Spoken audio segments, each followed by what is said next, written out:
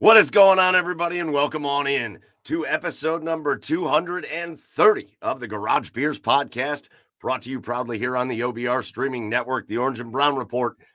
For the most part, you're home to the best, biggest Cleveland Browns news in all of Cleveland, and then Tuesday nights, you get to hang out with us and talk about whatever we want to talk about. And tonight, that's going to include the Browns, it's going to include the Guardians, it's going to include a little bit about the Cavs even.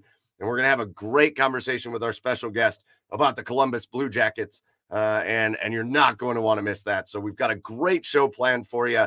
While I'm giving a shout out to the OBR, make sure you get over to the OBR.com. Make sure you subscribe for all the best written content. And then get over to the YouTube page or the Twitch page, wherever you're watching tonight.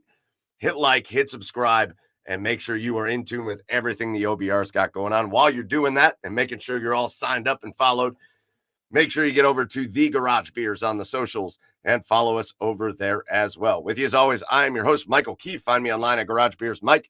And joining me in the garage here tonight, or on the porch on this beautiful night here in Northeast Ohio, over on the east side of Cleveland, it's Chad Meyer, Garage Beers. Chad, what's up, Chad? Folks, welcome to Everbank Field, where the Jags take L's and about 12 different children have 6 unknown diseases, thanks to that pool up in the second level up there. Like, do you see that shit? Like, you know what's funny? 25-year-old me is going, yeah, that's like a party. I'll take my pants off in there. I'm not even scared about that. Stop that. It reminded me of that pool at Put in Bay. Remember, what is it like? Oh my God. Mist? Is that what it's called? Chlamydia? Mist? What is it called? It's the grossest thing I've ever seen. Yeah. The amount of urine in that pool is got to be like incredible. Like, it's got to be an incredible amount. But 42-year-old me, 25-year-old me is going, yeah, let's party. 42-year-old me is going, they clean that before every game, right? Like, oh my God, you brought up. Luckily and fortunately, I never let any of my friends talk me into going into one of those Put in Bay like club pools. The amount of microorganisms swimming around in that thing is just it's not. I don't think it's fair to put the Jaguars pool in the same sentence with that. That is grotesque. There still may be some sort of eating amoebas. I don't know exactly what they're going to eat, but it could happen. Well, so we've got true losers in that game, the Jags and the parents. Yeah, all losers in that game. No, we got a great show. Again, you'll notice Joe battling some health issues as he's done over the last couple of weeks. But go give him a follow at Garage Beers Joe. He won't be with us here tonight, but again, we've got a big show planned. Again, we're going to get a little bit later. We're going to talk more about that Browns game, and we're going to talk about this upcoming game, the 1-1 Browns against the 0-2 New York Giants. We're going to talk about the Cleveland Guardians, who have put on a total stinker against our guests' favorite team tonight. We will talk about the Guardians later. And I even want to bring up the Cavs a little bit, Chad. We'll get to that later, too. But it's time to bring in our special guest. And he's one of the oldest friends, not his age, but just dating. Well, maybe his age, to be honest. We don't know that yet. but dating back to the beginnings of the Garage Beers podcast, this gentleman has always been a very good friend of ours. And we love calling him a friend. We've had some beers with him in person. It was a highlight. And we're excited to have him on tonight. We're going to bring him in right now. He is the Rinkside reporter for the Columbus Blue Jackets. It's Dave Maetzold. Dave, welcome back to the podcast. Well, it's good to be back. I don't want to hear any talk about the Guardians, even though the Twins are leading so far. Horrible performance last night. I don't want to hear any talk about that. And I got a story about disgusting water that's going to make the Jags football stadium 100 times. Okay. So, but yeah, we're here to talk about Blue Jackets. But whatever you want to talk about, boys, I'm ready. Well, I mean, you said it. Let's start with the dirty water. First off, would you get in that pool, in that Jags pool? I've not been in the Jags pool, but this will make that Jags pool look like a pristine. Okay. Like going to Nemacolin and hanging out in the hot tub in Nemacolin. Okay. So yesterday, beautiful day in Columbus, Ohio. I have an inflatable kayak. I said to my wife, let's take the kayak down the Olentangy. And we'll go right there in front of downtown. It'll be beautiful, beautiful day. We'll pack a little cooler. It'll be perfect. There's a place right near Crew Stadium where you could put in, your kayak, your canoe, whatever you want to throw in the water. we go down there, my wife and I, we put the kayak in the water. The water is about this deep. Not exactly perfect for kayaking. No. Yeah. You know what, honey? Just wait a minute. We'll get out there a little deeper water. We'll be going downtown. It'll be perfect. No problem. We get under a bridge. We hit bottom. We hit rocks. This deep. Like, what the hell? Just scratching your ass. Scratching your ass. It's horrible. It's horrible. So I said, don't worry. Let's just get out. We'll just portage down a little bit further. It'll be fine. We portage down a little bit further in the Olentangy River, the scenic Olentangy River. There's a package of chicken in the river. I don't know how long it had been in the river. We looked at it. We're like, don't get anywhere near the chicken. We try another option. We try to portage a little bit past the dirty chicken package. Chicken, I don't know what the hell it was. Yeah. Long story short, the Twins performed better at Progressive Field last night than we performed in that river. We turned around and went back and took it back home. Still cleaner than a Put in Bay club. I don't know. It was disgusting. Mr. and Mrs. Maetzold traveling down the Olentangy River. Thank you very much. That is perfect. That's exactly right. We picked up a little salmonella, some E. coli, F. coli, G. coli. All the colis came with us. Yeah, for sure. No question. I was looking for open sores on my legs. So far, so good. Oh, good. All right. I'm excited for you. I'm excited. Stay tuned. Yeah. Sounds thrilling, Dave. Yeah. Sounds thrilling. Yeah. Doesn't it? Well, hey, before we get into more stories and before we get into something that I think we're really looking forward to, and that's talking with you about the Blue Jackets, let's do our Garage Beers of the Week, shall we? Let's go around and tell everybody what we're drinking. And Dave, we always let you lead off as our guest. So what's your beer of choice tonight? Well, look, I like the Oktoberfest beers. And I like Costco. I mean, Costco's going to dilute it. I get it. But they got Yingling Oktoberfest in a 24-pack. And I'm telling you, it's not that bad. Yeah. It really is not that bad. I've enjoyed it. Had it for about a week. I'm about halfway through the case. It's not bad. Slowing down, huh? After yesterday, I had 6. Yeah. Right, oh, yeah. Right. Yeah. But that was purely for medicinal purposes. Yeah, that was wash away the memory. On my legs. Yeah. All right, Chad, what are you drinking? First, Dave, where are you? I'm in my basement. Oh, okay. Yeah, here, you want to see something really cool? Here, take a look at this guy. Yeah, of course I do. From the old Channel 4 days, I got 2 days in here. Oh, look at this. Wait a second. Is that hair?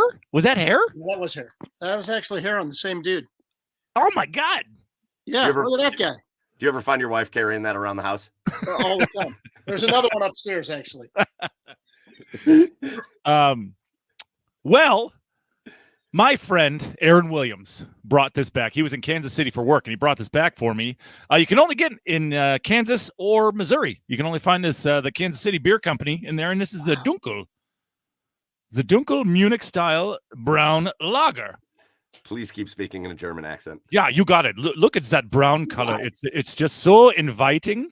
And I'm going to take the first sip. Hold on. Oh, yeah, that is delicious. That is very delicious. Very smooth, very drinkable. I could probably drink about 12 of these. This is so awesome being on a podcast with Sergeant Schultz from Hogan's Heroes. This is great. Oh, you think of that? I'm just sitting here thinking, Augusta, sweetheart, save some room for later. Save us a fortune, in fact. I love it. All right, so that's a great one, Chad. I love getting beers that we can't normally get around here on the show. So shout out to Aaron for bringing you back the beer, and shout out to you for bringing it on. Listen, I'm in the heyday, and until really, I don't know, November, I think I'm just going to keep bringing pumpkin beers on because we're just in the heyday of pumpkin season, and it's my favorite season. So I think what might be a top 3 tonight, and it's really readily accessible, which is really nice. But from Whole Hog Brewing, yeah, it is the pumpkin ale. That's a good one. Oh, I love that. That's a real good one. This is so good. And it's not real heavy and it's not crazy, but if you like the ones that have that like pumpkin pie variety to them, this is a beer for you. The Whole Hog Pumpkin Ale. And look at that. Just a beautiful brown, delicious pumpkin ale. Oh, yeah. And it's great. It's delicious. It's a little desserty, but it's not too desserty where you can't drink like a few of them. You can just sit here and enjoy a couple of them because it still tastes like beer. So I love that about it too. It's a great overall beer. Yeah, that's awesome. So those are our garage beers of the week. Let us know in the comments what you guys are drinking. Let us know on the socials later if you got any suggestions for beers that we can go try and bring on the show. But cheers to you guys. Cheers to everybody watching. And let's dive in with our buddy Dave Maetzold, again, Rinkside reporter of the Blue Jackets. And listen, Dave, let's it's almost kind of like ripping the Band-Aid off, right? And this is the first time we've talked about, obviously, the Johnny Gaudreau and Matthew Gaudreau situation on the show. We've done our own little tribute to it, but it's the first time we've talked to anybody affiliated with the team, and we couldn't really think anybody better to do that with than you. And know that we can just have kind of this conversation. And it's a hard conversation to have here, Dave, because it never feels like the right time to start talking about everything else. Right. And yet, with the Jackets, it's time to start talking about everything else. And so we just kind of want to navigate through it. To be honest with you, Dave, that's kind of what we want to do, is just navigate through it with you a little bit.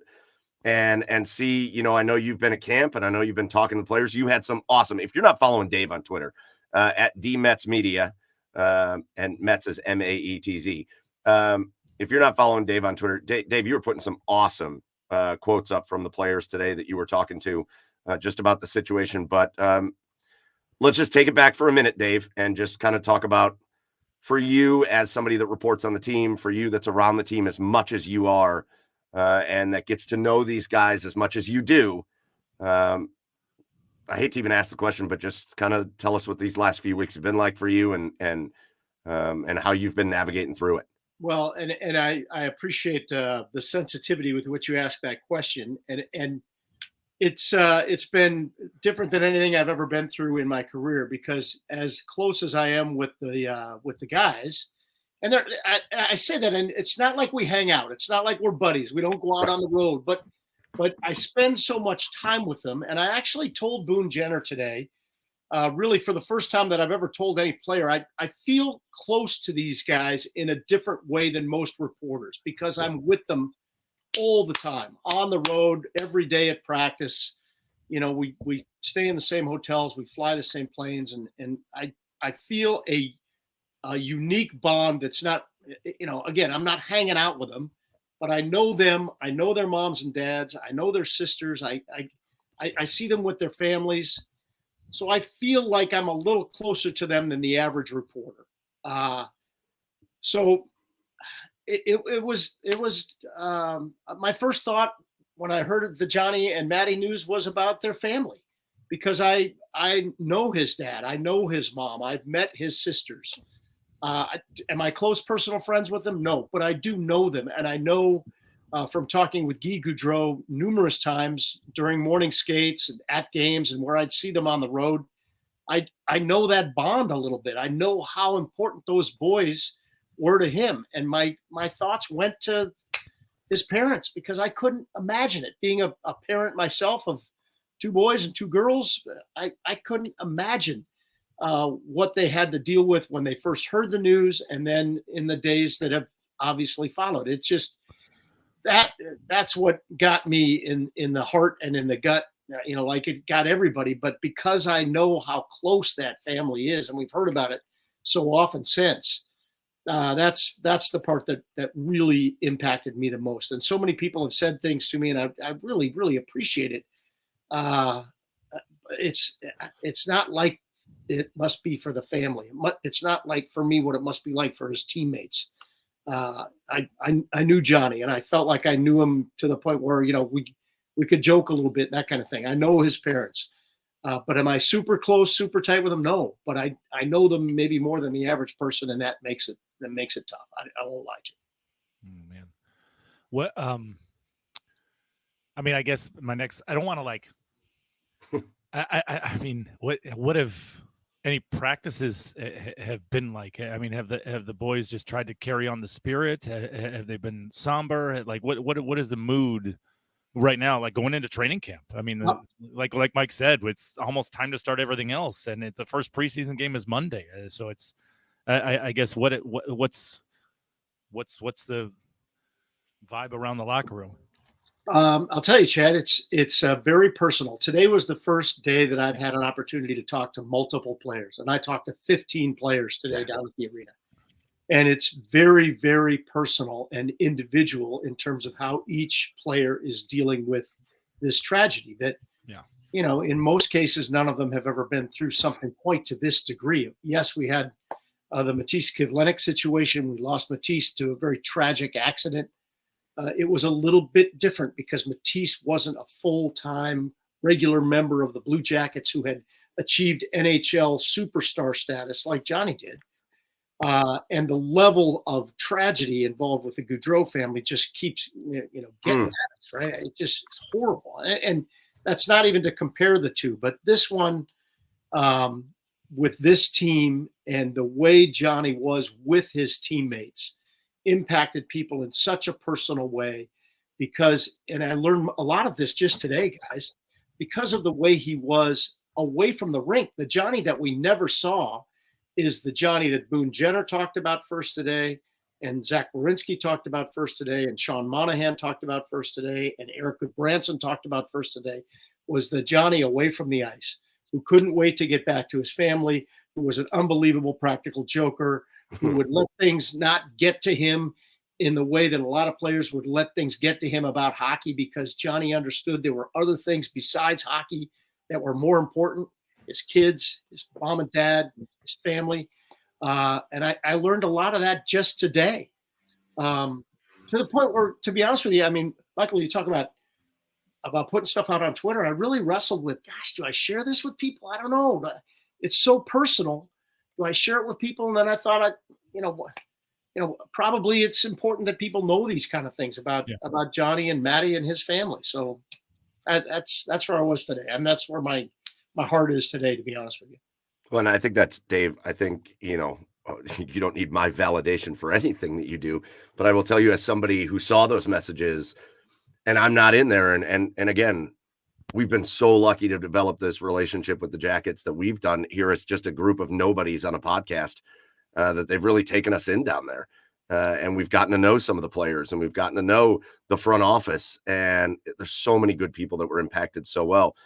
And that's what the Columbus Blue Jackets are really good at. From the players to the front office and everybody are really good at connecting. They are maybe they're as good as any organization I know of at connecting with their fan base and connecting with their supporters. And so when you put those things out there, and they are personal, but it provides a sense of, you talk about that kind of family togetherness sense. And in a moment like this, you feel it. So I got to tell you, if you struggled with it, I understand that for sure. But as I was reading it, I was thinking, man, I'm glad Dave's doing this, because it just makes you, it just opens it up even a little bit more and makes you feel connected a little more. And I think that's important for people. Yeah. And it kind of also helps you understand. I mean, for me, in asking, first of all, I ask each player, do you mind if I ask you about John? And they were great. No, they want to talk about him, which I think a lot of us who have lost people, we want to talk about the people who are close to us and why they were close to us and why they meant so much to us. But I think these players also understand, oh my gosh, camp opens tomorrow. You know what? Yeah. They start playing games next week, and it's for real next month. And they have to find a way, using Johnny as an inspiration, or however you want to phrase it, to get through this together as a team. And that's everybody. Todd Sharrock, their PR guy, he and I texted back and forth a little bit last week, and he said, we're all going to get through this together. And he's right. It's going to be guys in the front office. It's going to be medical staff. It's going to be people who, clean the arena after games. Everybody who's feeling it, we're all going to go through this together. And certainly the team is at the forefront of that. Those 25 guys are going to have to find a way to come together as a team and put together a season that they know Johnny will be proud of. I mean, I think the last thing I want to ask, I'd like to try to, maybe, I don't want to say brighten the spirit, but I'm just curious if you have any, Johnny story that you could share, just to give people an insight as to what kind of guy he was, like whether it's a practical joke or a funny story that you might know of Johnny that, might give us an insight to who he was. Yeah. And we did this with the players today too, and it was great. The one thing that I will never forget about Johnny is he had a fashion sense that was different from anybody else you've ever seen in that. And you heard his wife Meredith talk about it in her eulogy to him at the funeral. In many ways, he did not care what he was wearing. He didn't need the fancy tie. He didn't have to come in all flashy and getting the pictures taken coming down the hall. He was just a regular dude who sometimes would grab, as you heard Meredith say in the funeral. He would grab her maternity sweatshirt and wear it into work, and she'd say, "No, you can't wear that."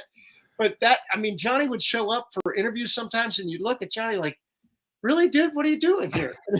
He'd have Uggs on. He would have like a baseball hat. It was some company that one of his buddies owned. And I'm like, "Where'd you get that hat, Johnny?" "Oh, it's one of my buddy's companies. I thought I'd help him out a little bit." He'd wear the hat.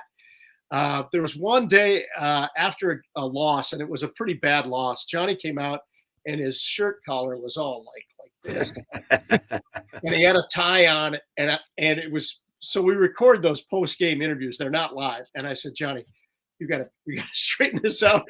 I'm trying to help you out here, but what's the problem?" And he had like the second button in the first hole, and it was all messed up, and he had a tie on it, and he was trying to fix it. Is that better? And I'm like, "No, it's not better." And finally, he just took his tie, and he just ripped it off. He's like, "Yeah, forget it. Okay, let's go." And he went, and it was funny, but so many of these guys are so conscious about their image or how they look or if they got the right suit on. He did not really pay much attention to that. He just wanted to be comfortable, and that's the way it showed. And the second one, which I actually talked to players about today, he had a pregame routine, which I was so lucky to be right there, and I mean literally right there on the bench. He would come over to the bench. He'd have a half dozen pucks with him. And he would look at his players as they were going in and working on their little, whatever kind of shootout move they were working on, going in on an empty net, totally empty net, no goaltender. Yeah. And Johnny would sit there with his stick and he'd boom, boom, boom. He'd fire shots at their stick, trying to knock the puck off their stick. It was so funny. And he would get Eric Branson. He'd get Matthew Olivier all the time.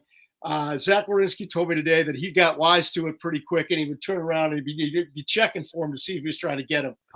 But that fits in what players and teammates have said about his ability to be a great practical joker, and that was how he did it really as part of his warm-up before every game. That's great. I love it. That's a great question. And again, I just working through a couple more things that I just want to know what you've heard, Dave. And obviously you brought up the Matisse thing, and a thing that just really stands out to me just as far as symmetry goes is that happened when Lars was first named the head coach of the team. And that a guy that never been a head coach before, it's the first thing he kind of had to deal with the team is trying to pick up the pieces and put it back together. And now with a new general manager in Don Waddell, who we talked to literally right before this happened, and he was so excited about this opportunity and everything in the team. And literally when he talked to us, his excitement came right through the screen. And he's a guy who's been through pretty difficult situations before with the Danny Heatley thing back in Atlanta. Or I should say the Dan Snyder thing back in Atlanta with Heatley. A guy that I've missed this, Dave, and it could be because you got a million things going on. But I'm interested to hear if you've talked at all or if we've heard at all from the new head coach, the new head man, Dean Evison, for the Blue Jackets. Not on this topic. And tomorrow at Media Day will be the first opportunity. But certainly a challenging situation for any coach to find himself in. And it's interesting because on one hand, you think the head coach is the guy who's going to be responsible or partly responsible, at least, for pulling this team together. And certainly that's true as the head coach. He's, the guy in charge. But I think what's unique about this is the players are pulling together themselves. Eric Branson told me today that as soon as they got the news, they all wanted to be at the rink together, to lean on one another, to cry together, to go through the beginning parts of the grieving process together. And I think this is going to be very much a team thing. Of course, Evison's going to be a part of it as the head coach. And it's going to be something that he's going to have to realize day to day is like, you know what, I need to give this player a little more time today, or this player seems to be struggling with it today. I might need to give him the day off or whatever.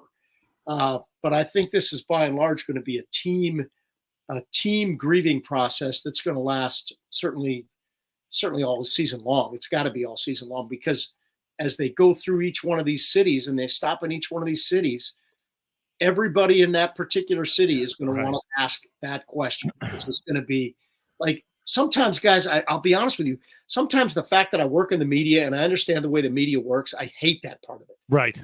Everywhere they go, they're going to go to St. Louis, and the St. Louis guy's going to go, hey, how's it going, with the whole grieving process? And then they're going to go to Vegas, and the same thing. Right. Somebody's going to want to be the guy who asks the question. And they'll probably have a tribute on the scoreboard too. Yeah. Almost everywhere they go. Yeah. And I will tell you that we've talked about that. Some of the Bally's producers and I have talked about what do we do when we're 40 games into the season and it's the first trip to, wherever, Tampa, and Tampa wants to do a Johnny Gaudreau tribute. Obviously, it's heartfelt by whatever team is doing it. Sure. But 40 games, do we do all 40 of them? It's going to be something that we're going to have to navigate as well, because we have to be sensitive to what everybody is feeling at that time. First and foremost, Johnny's family. I think it's interesting, and it's about so much more. And I acknowledge that for sure, but I do think it's interesting because going back to Dean Evison for a minute, and the fact that we really haven't heard from him. Yeah. And you brought up a point that I didn't think about, and it's probably intentional. It's probably not so much about the hockey side of things, but he probably is letting his team come together and not stepping in the forefront. And obviously Don has been out there a lot because he's the general manager and kind of the head man on the hockey side of things. But I didn't really think about it that way, Dave. And the way you explain that makes me think, you know what? Dean Evison is new here. He is still trying to very much earn the respect of his players, because even though he's a respected head coach and he's done a lot of good things in the NHL, he has not done it in Columbus, and he's earning the respect of these players. And I would imagine he's kind of standing off to the side to let this be about them on purpose. Yeah. He didn't coach Johnny. He didn't have that relationship that so many of his players had. It's interesting because I talked to Jack Johnson today as well, and Jack is returned to Columbus, and Jack certainly has a great 17-year pedigree in the National Hockey League, won a cup with Colorado. He said, look, I never had the occasion to meet Johnny. I know that we are all leaning on each other, but I never had the occasion to meet him. I wish I had, but I didn't. So his perspective, even with all of his experience in the National Hockey League, even though he's been in that Columbus locker room before, to a certain extent, he has to let his teammates who did play with Johnny, who did understand that relationship, he has to let them grieve in their own way, and he has to kind of almost take not a backseat, but he has to kind of sit outside and go, I wasn't part of that. I don't have what you guys had with John. What do you think? And again, we're gonna step off for a minute and talk about the Blue Jackets and talk about the season, because as hard as that is, and it's time. It's coming. The season's happening, and the guys probably aren't ready for it with everything they've been through. But we do want to talk about that. I do want to ask one question though, as they approach this, and again, you've gotten to know. I think you did an excellent job of making sure that it doesn't sound like you're acting like your best friends, but you've gotten to know Johnny, and just like you get to know these other guys. Yeah. And you're on the road and all of that. So I think it's just interesting for somebody that would have the perspective on this. And maybe the players obviously would probably be able to answer this better, but as these guys have to prepare to move forward and to do what they love and to do what he loved, what do you think his message would be to these guys right now? I think his message would be, guys, don't worry about me. Go do what you love to do, because all of those guys have a passion for the game. And the second thing, maybe even more so, he would say, you know what? Hockey is your job. Hockey's important, but your wife, your kids, your parents, your family comes first and foremost. Because who was it? Somebody today, it might have been Sean Corrali. Somebody said, I didn't understand when I first was teammates with Johnny, why he got out of the locker room so quickly. Where are you going, man? Where are you going? And he did it so he could go be with his wife. He did it so he could go be with his wife and his young daughter, who was born in Columbus, shortly after he arrived here. Yeah. That's why he did it. His dad was at the game. He bolted out of the locker room so he could go be with his dad. He didn't lament on the details of the game. He went to spend time with his family. And when I ask players today about, how do you honor that spirit of Johnny Gaudreau, a lot of them said, look, family first no matter what. And don't dwell on the little details of a disappointing loss or of a missed shootout goal or whatever it may be. So I think that would be Johnny's message to these guys is, look, it's important. It's your job. Columbus wants you to win. But once that game's over, if you have family there, go be with them, man. Because you know what? You never know, right? Right?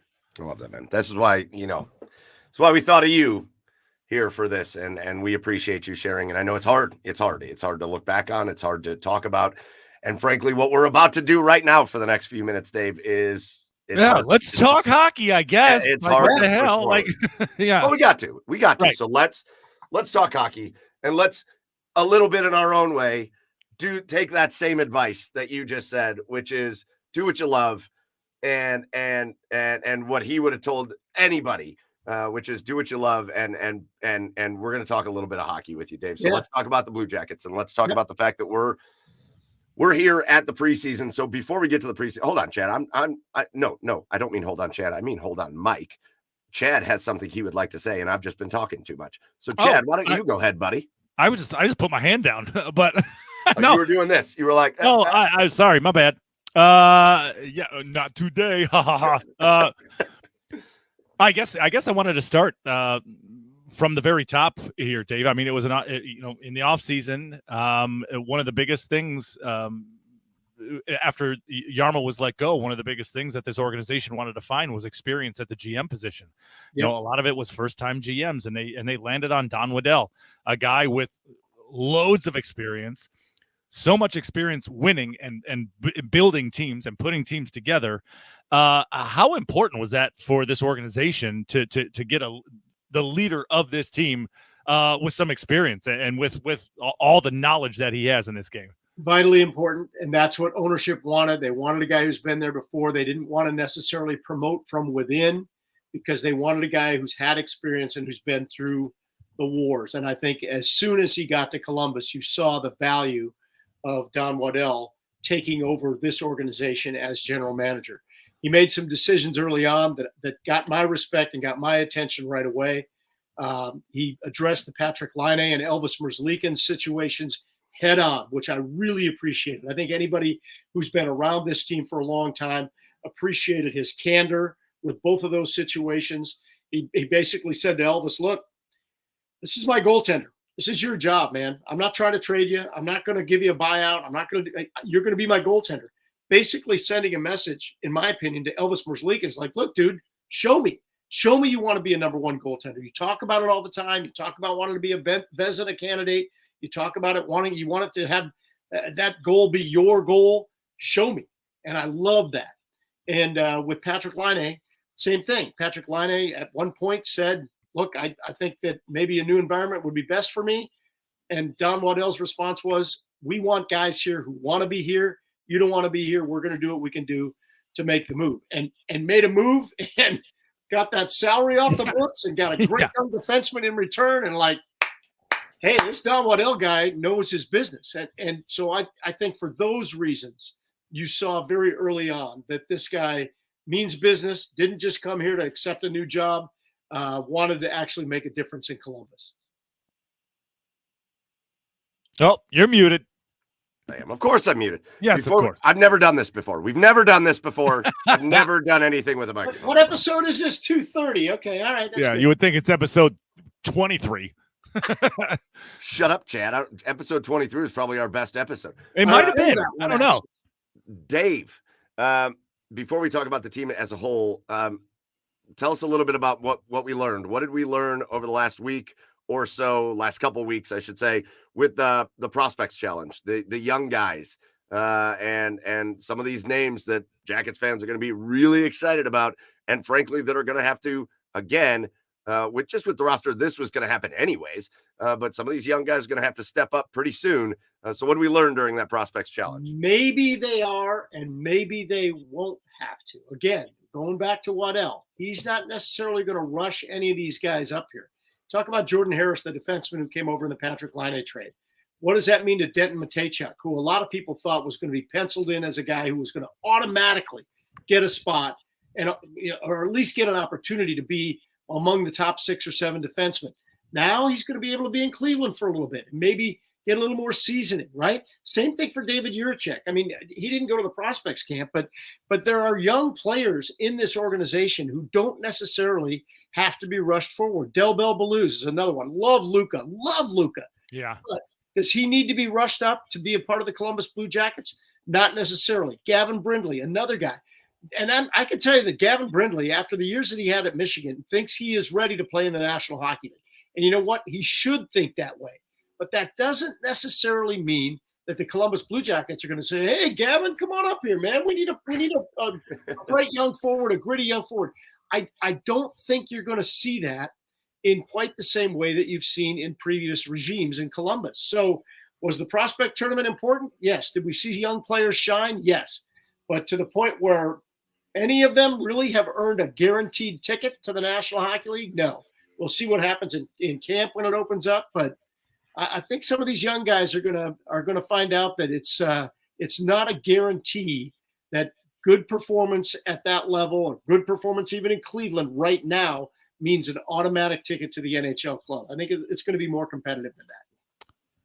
Do you think some of them could surprise, or do you think this is the road we're going down?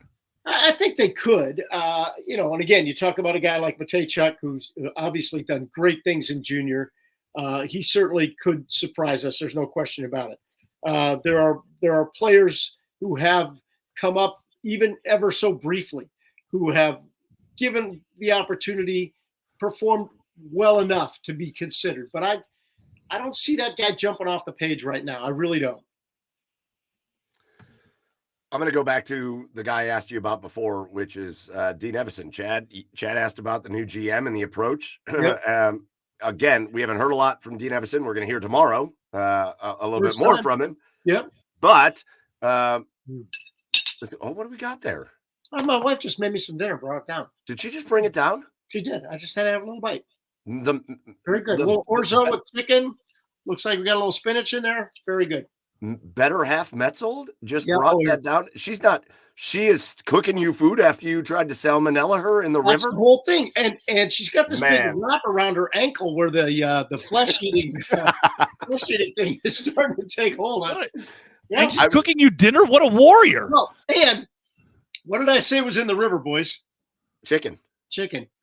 Well, you better test what's on that. Have somebody eat that before you do, buddy. The chicken. She's like, you know what? This is still got good for a couple days. That's good old Tangy River chicken right there, bro.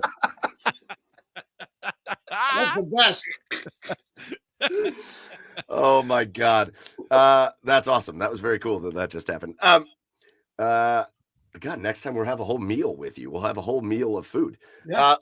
Let's talk about the head coach, the new head man, and again he's put it on film. He's put it out there for a while on how he likes to do things. But when you look at the team and you look at the roster and who's going to be out there and you look at the way the Blue Jackets have played over the last few years, let's just talk a little bit about what you expect out of a Dean Evason-led team that may look a little different out on the ice from the teams we've seen in the recent past. Accountability across the board. He had a very successful regular season record in Minnesota, and I know they dinged him for the way he performed in the postseason because they never won a series under him. But in speaking with him and in speaking with Kevin Gord, who does my job for the Minnesota Wild telecast, this is a guy who has great respect of his players because he treats them all the same. He doesn't care if they're a first-round draft pick or if they're a free agent that they picked up or somebody off the waiver wire, whatever. He treats them all the same, and his expectations for every player is the same. Accountability, defensive soundness, discipline, all the things that every coach preaches, but Coach Dean Evason really demands it out of his team. And I think you saw it in the way the Wild would play against the Blue Jackets under his tutelage as well. So I think he is the right coach for this team right now, because this team is a mix of young players and veterans. And I think a guy like Everson can really guide that type of team while bringing the young players along and having expectations for the veterans as well. And one of the things that he said, sorry, there goes a little chicken right there. It grew legs and jumped out of your mouth. It's alive! One of the things that he said in his introductory press conference that really impressed me, somebody asked him about Columbus, about coming to Columbus and what he thought of the city and all that kind of stuff. And he goes, let me tell you something. I'm sure Columbus is a great city, and I'm sure there's a lot of great things here. But to be honest with you, my wife and I didn't come to Columbus because of the city. We came here to win hockey games. Yeah. When he said that, I'm like, whoa, all right. Okay. That was a great quote, because he very easily could have gone the other way.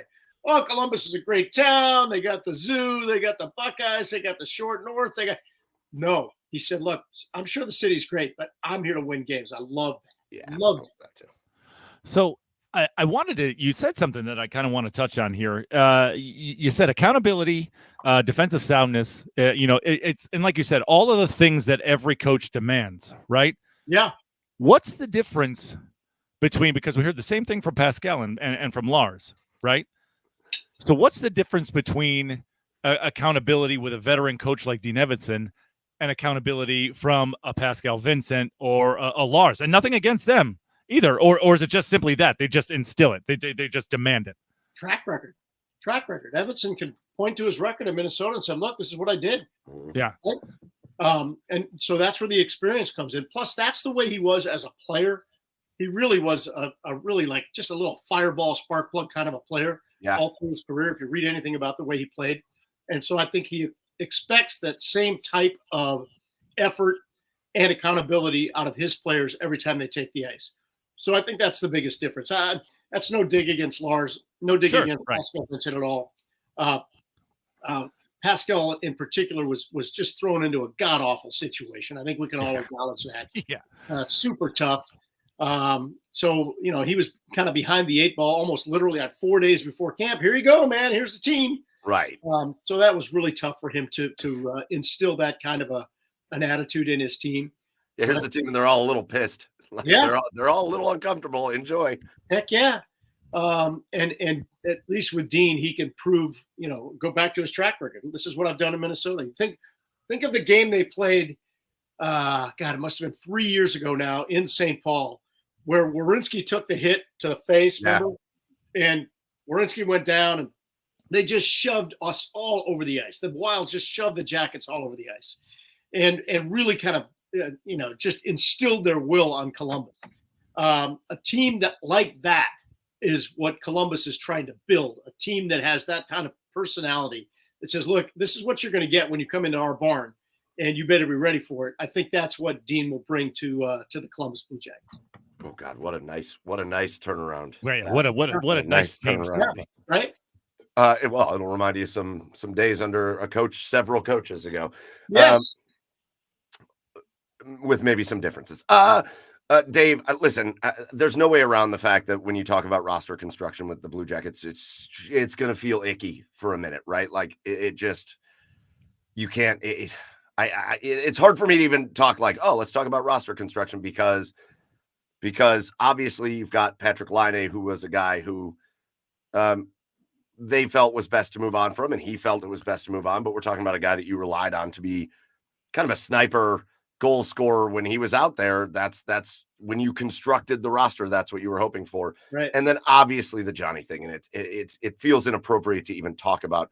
So instead of really jumping into that, let's talk about guys who are ready to step up in knowing how the roster is going to be constructed now. Who are the guys that are ready to make that jump, ready to step up and be the guys on this team? Yeah. So I'm going to start with number 4, Cole Sillinger, because I think Cole Sillinger is a guy who obviously made a big splash in his rookie year, maybe took a step back a little bit in his second year, and last year really grew throughout the season, even in a tough year. And I think he's the kind of guy who is ready now. Even, God, he's so young. He's 21. He's got 3 years of experience. It's unbelievable. Yeah. And this is a guy who I think could really have a breakthrough year. And when you talk about roster construction, you have to mention Sean Monahan coming in. Yes. There's certainly some bittersweetness to that story, and we'll get to that in a second. But the fact that a guy like Cole Sillinger can learn from a veteran like Sean Monahan, who's been through the battles, who's been a center iceman in the National Hockey League for years and understands what it takes to be a good center iceman in the National Hockey League. So I think I'll start that conversation with Cole Sillinger, and then I'll go immediately to Adam Fantilli. Because I think Adam Fantilli was frustrated by the way his season was cut short last year. Literally. He's healthier. He's stronger. He's bigger. He's got a little bit of that NHL experience in there, which makes him hungrier. And he, too, is a guy who can play at center ice or he can play on the wing and be very, very effective. So I'll start with those guys because I think they could really make a difference. And then to continue with first-round draft picks, Kent Johnson, I saw him today, and I'm like, dude, you've been in the gym. He has been in the gym. And I think he also is a little bit frustrated by the fact that he hasn't quite developed that game that allowed him to be a first-round draft pick out of Michigan. And I think he has something that he wants to prove. So there's 3 forwards right there, all of them first-round picks, all of them eager to make an impact. And I think that's where I'm going to watch right from the start of the season. Like, okay, guys, yeah, we've had some tragic losses here. We've had some losses by trade. How are you going to help fill that void and make this a better hockey team up front? Yeah, I mean, obviously, and then go to the experience here. I mean, the experience on this hockey team now is on the blue line, which seems to have been one of the biggest problems for the Jackets in the years. I mean, obviously you have Werenski, who, God help, I hope he can stay healthy this year. I mean, he just has such terrible luck with the injury bug. Yeah. But how much is this team going to have to rely on guys like Zach Werenski, Erica Branson, and Jack Johnson? Well, I think you saw Zach, first of all, needs to stay healthy. You're exactly right. That's number one. You saw Erica Branson take a step from year 1 with the Blue Jackets to year 2 with the Blue Jackets, where I think all last season people thought, okay, now I see the Erica Branson that the Blue Jackets went out and got, because he really was a steadying influence. Is he going to be a flashy offensive type puck-carrying defenseman? No, but he's a big presence back there on the blue line. He's a stay-at-home guy by and large, and he's the kind of guy who's going to have the backs of his teammates, which is huge. Then you've got Ivan Provorov and Damon Severson, both brought in last year, and I think that if you ask both of those guys, they would both tell you they underperformed. I'm looking for both of those guys to take a step forward as well, because if they don't, there are young players in the system who really want to make an impact there, right? Yes. David Jiricek is one of them. David Jiricek was not happy to be in Cleveland last year. Let's be honest. Yeah. And I asked him today, I said, David, what were you working on over the summer? He goes, I was working on my skating backwards and then transitioning to going forwards and being a part of the rush. Yeah. Those are things that were glaring weaknesses in his game last year. We saw those. So there's a guy who wants to make a push. Jordan Harris is a guy who wants to make a push, brought over from Montreal. He's got a couple years under his belt. He wants to make a push and be an impact player in there. And then, as we talked about earlier in the podcast, Jack Johnson is not going away. Jack Johnson was not brought in here to just, sit around and go, hey, it's great to be home here in Columbus. Yeah. Jack Johnson wants to be an impact player as well. And that guy, leader, Stanley Cup champion, 17 years of NHL experience under his belt. So I like what's going to happen on the blue line right now. I really do. I think that competition is going to be good all through camp. And we're going to see how it impacts and who winds up taking those top 6 jobs. And should the blue line be much improved, and I think a big reason for that would be Dean Evison and the head coach and how they're getting coached. Should that blue line be much improved? I know where you're going here.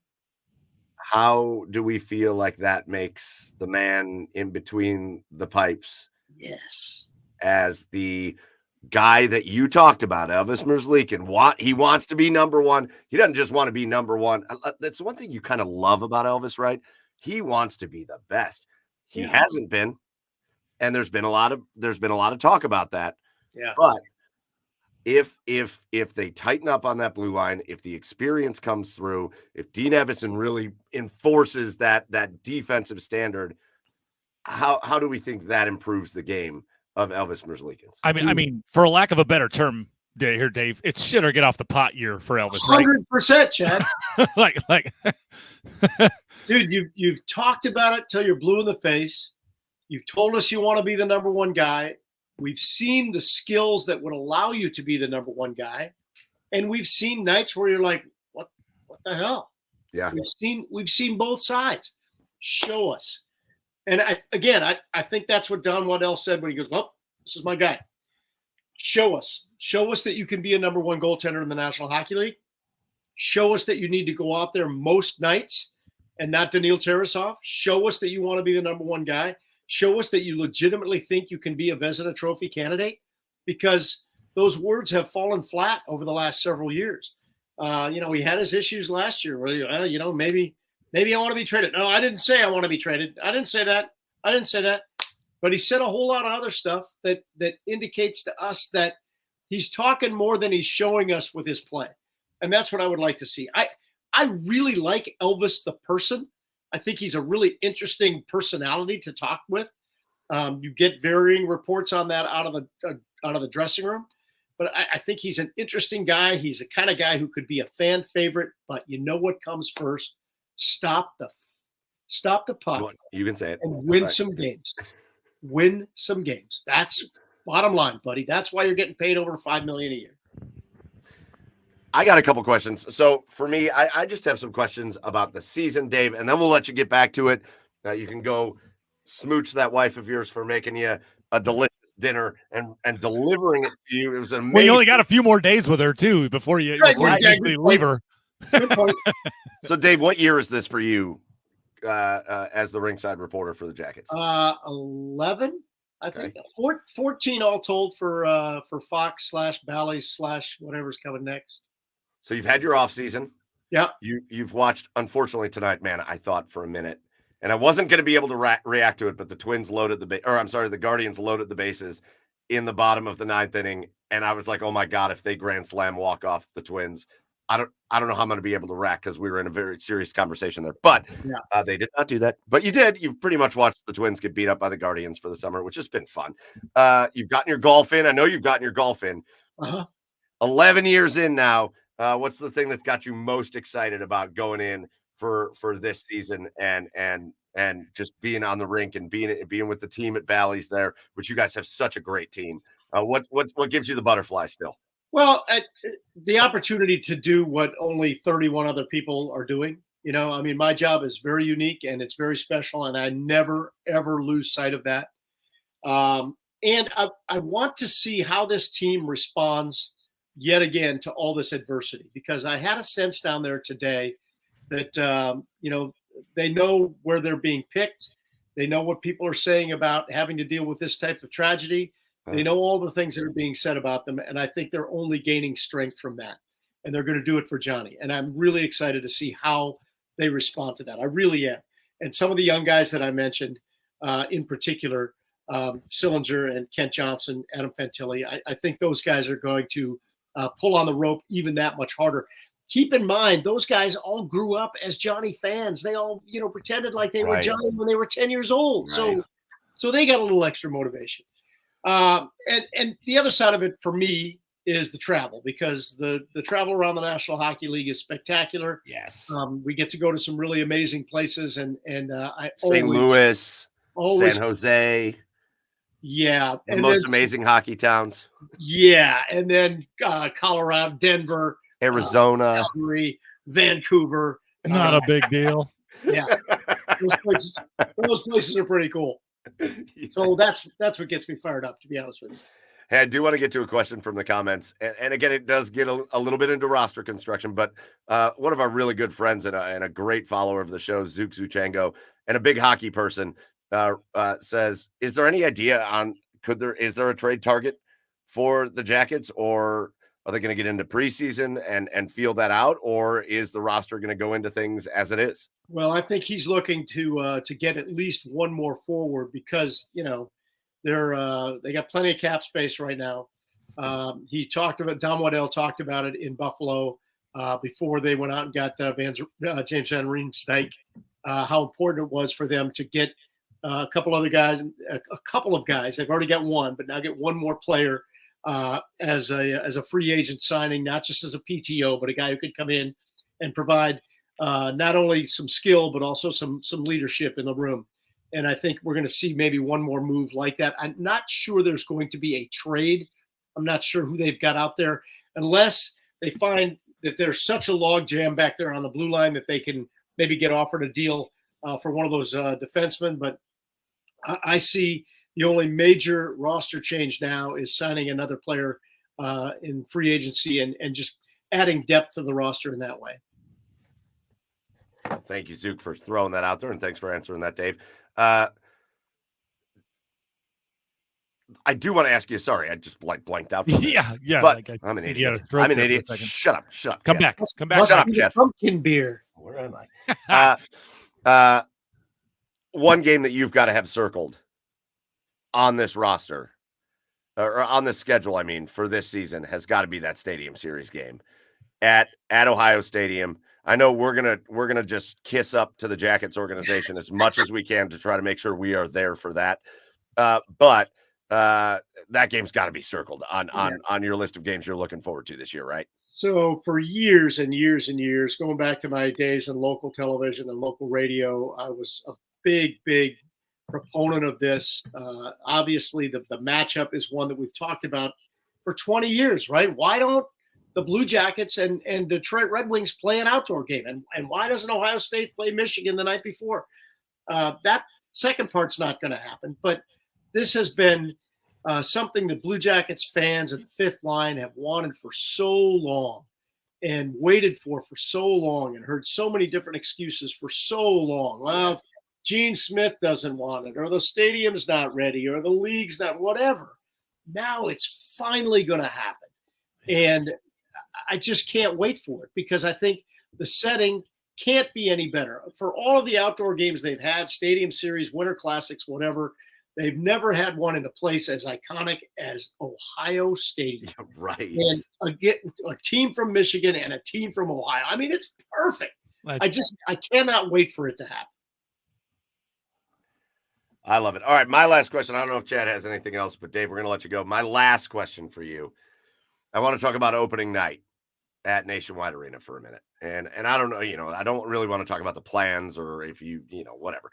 But I think the fifth line is something special. I think the Columbus hockey, as somebody who was an outsider to that before we started this podcast, I'm from Cleveland, but I was not part of that Columbus hockey, the family before we started this, and they took me in.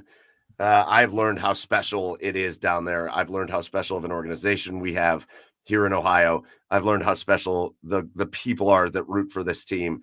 And I just got to ask you what you feel like that night is going to be like, opening night, because it's going to be probably different than anything that we've ever experienced at Nationwide Arena. So just give me your thoughts on what you think opening night's going to be like. Yeah, I think opening night is going to be all about Johnny, to be honest with you. I think they will save some of the other anticipated pomp and circumstance that's associated with every other opening night, every other home opener. They might save that for game two. Because it's what else is there, right? They have the first two games on the road. There will be so much anticipation for coming back home and so much anticipation for what they will do for Johnny. And I don't know what the plans are. There have been any number of suggestions, from, raising his jersey to the rafters to retiring it to, what's going to happen. I do think, and appropriately so, I do think that his family will have a big say in how it all plays out. And they should. Yes. Is this too much? Is this not enough? Should we do this? How do you feel about this? I think there's going to be a lot of involvement with Johnny's family, but I am confident in Blue Jackets management and the people who put on games each night that the proper respect will be given to Johnny Gaudreau and all he's done for the Columbus organization in his 2 short years here. Dave, This has been awesome. I think it's my favorite conversation we've had with you. And to be honest with you, it's because I stressed all day about how we ask questions and how we talk about this and how we talk about the next stuff that we don't even want to talk about. And I knew you were going to be the guy. And Chad, when Chad said, Dave's coming on with us, I was like, I knew you were going to be the guy that would help us through this, man. So I appreciate you for that. And I appreciate you coming on and being honest and sharing what you know about everything and sharing your feelings about everything. And again, just being such a good friend of ours. We give you a hard time sometimes. I will never forget that beautiful head of hair on Flat Dave over there. But man, we do love you, and we appreciate you coming on with us, man. Well, I love coming on with you guys. That's why I didn't hesitate. Absolutely, I'll be on it, and I'll just echo what I know the organization is saying and players are saying. We're all going to get through this together, whatever your role is. Whether you're a first-time season ticket holder, just been to a couple games, whether you're a player, whether you're front office, whatever, everybody's going to get through this together, and we all have our own grief that we're going to go through, right? And the best way to do it is to lean on one another. Well, we appreciate you letting us lean on you tonight. Stay out of the damn Olentangy River. Oh, God, the Ebola Tangy. Just stay out of there, Dave.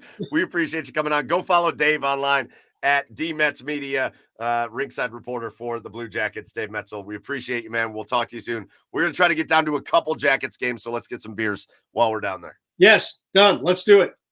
All right, Dave. Yep. Thanks, Dave. Yep. See you guys. Yeah. I love that guy, man. Yeah, I'm so grateful to have that guy in our podcast lives, right? And then outside of this, in our realm, in our circle. I mean, I'm glad he didn't perish in the Olentangy. I'm a little nervous about him eating chicken tonight, to be honest. Sounds like he was close. It sounds like he was real close. I'm a little nervous about him consuming chicken tonight because we don't know where that came from. No, big shout out. Dave Maetzold. The Blue Jackets are very lucky to have the broadcast team that they do. We've gotten to know a lot of them. There's some changes coming, especially on the radio side on the TV side, not the radio side. I did not just give away Bob McElliott's job. On the TV side, there's some changes coming, but they've got a tremendous broadcast team down there for the Blue Jackets, and Dave is such a big part of it. So huge shout out to Dave Maetzold for coming on and just kind of sorting through that with us. And then talking a little bit of hockey, because I do think a part, Chad, of the healing process of this entire thing is, even though it doesn't feel right all the time, is to just get back and talk about what we love and talk about hockey. So it was really, really great to do that. Yeah, totally. I mean, it's in a couple of weeks, we're not going to really have a choice other than to do that because the season's coming. I mean, these off seasons for sports, the older that we get, it just seemed to go faster and faster. Right, the seasons are here before we know it, and yeah, it's pretty very, very soon before we know it, because we're gonna be focused on Browns, we're gonna be focused on Guardians playoffs, we're gonna be focused on a bunch of other things, and hockey season is just gonna be right in there. Hockey season is gonna be mixed in to what we're doing. So yeah, it's not going away. It's gonna be here, and it's time. It's time. I like this. Mick the dog. First of all, Mick, I cannot tell you how much I appreciate you're just chilling here. Mick doesn't know squat. He said it earlier. So yeah, said he doesn't know squat about hockey. And he just sat through that entire interview that we did with Dave Maetzold and asked great questions. And you guys in the comments were great, educating Mick a little bit. But I'll tell you, Mick, Fort Wayne ain't that far from Columbus.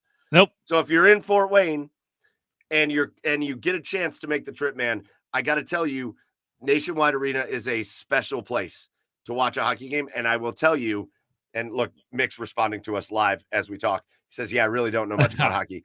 Hey, get to a Blue Jackets game, and it will, you might not become just like a hockey, expert on everything. You might not become the biggest hockey fan on the planet, but I will tell you, you will have as much fun at a Blue Jackets game as you've had at any sporting event you've been to. And, I can tell you that for sure. And Mick, I saw your comment that said that would be absolutely awesome. It is going to be awesome because it's happening. But Michigan and Ohio are playing in Columbus Stadium or in Ohio Stadium. But it's going to be hockey.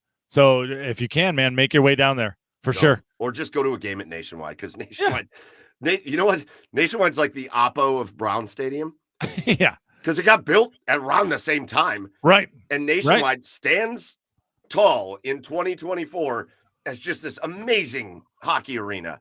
It looks like it was built 3 years ago. Right.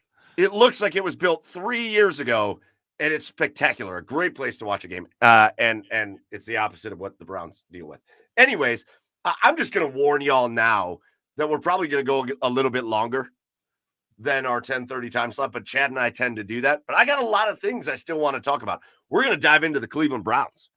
We're going to dive into the Guardians, who lost tonight, but still we got a chance for that magic number to move because the Kansas City Royals are trying to lose to the Detroit Tigers, which would be great.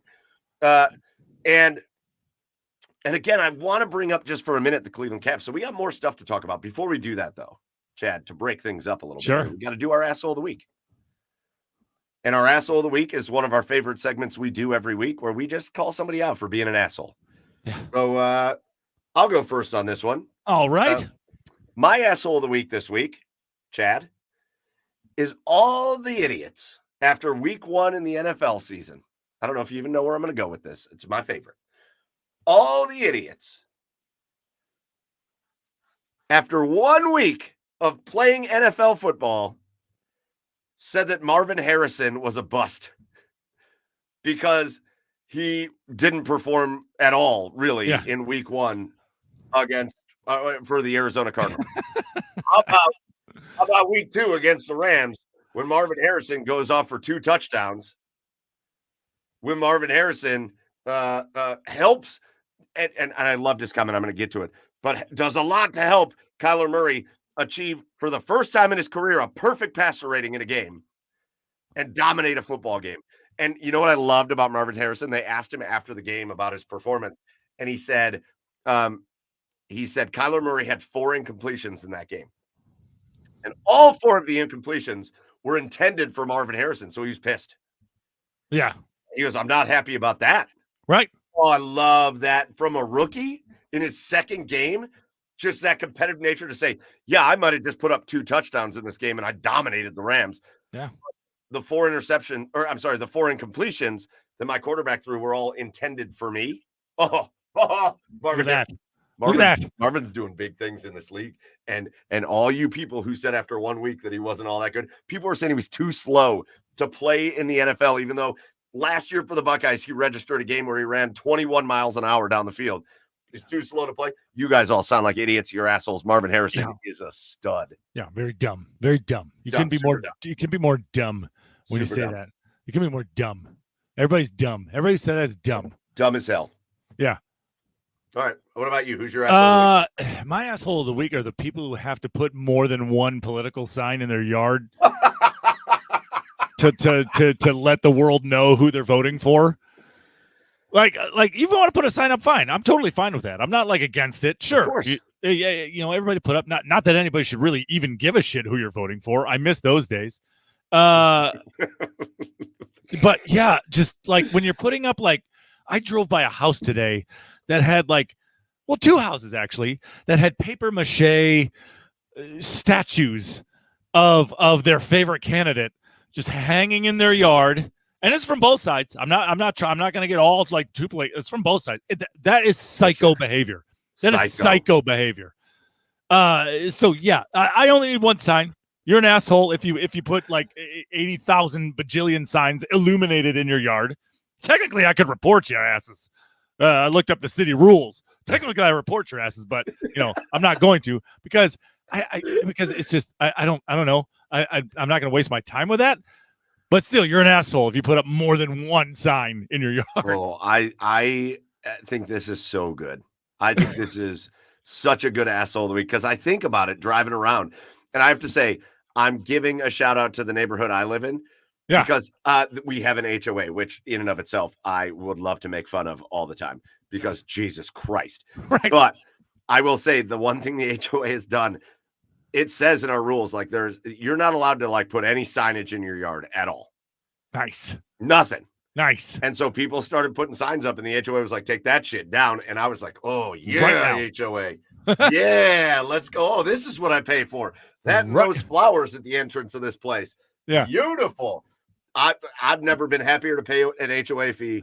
And the people complained. They were like, this, you can't, it's freedom of speech or whatever. And they were like, yeah, don't put it in your yard or else we're going to have you take it down.